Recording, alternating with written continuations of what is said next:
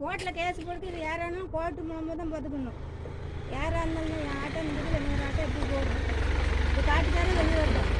காட்டுக்காரர் தானே முன்னாடி வீட்டுக்கார தூண்டி விட்டு பின்னாடி வீட்டுக்காரனா ஆட்டோ விட்டு குறுக்காட்டு அவள் வெட்டு குத்துன்னு காட்டுக்காரன் தானே சொல்லி காட்டுக்காரன் முதல் வெளியே வரட்டும்.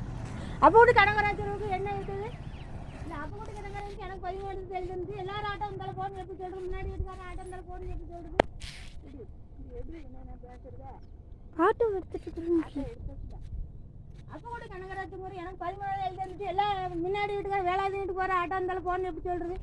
இல்லை அப்போ கூட கனகராஜர் எப்படி சொல்கிறதுன்னு கேட்க அப்போ கூட கனகராஜனுங்க எண்ணி எடு அப்போ கூட கனகராஜன் வேலை இருந்துக்கிட்டு முன்னாடி வீட்டுக்காரன வேறையும் முன்னாடி வீட்டுக்காரன் பொண்டாட்டியை வெட்டுன்னுட்டு அப்போ கூட கனகராஜன் சொல்லி கொடுக்குறாரு.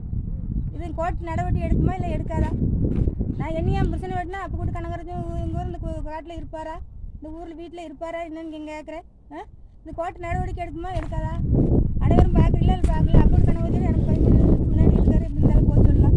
இன்னும் என் ஆட்டோவுக்கு ஏதாவது சேதம்னா அது கோர்ட்டில் போடுங்க. கோர்ட்டு மூலமாக பார்க்கணும் தானே முன்னாடி வீட்டுக்காரு. அப்போ கூட கனகராஜன் எழுதி கொடுத்தாருல என்னையை வெட்ட சொல்லி ஏஐ கொடுக்குறாரு.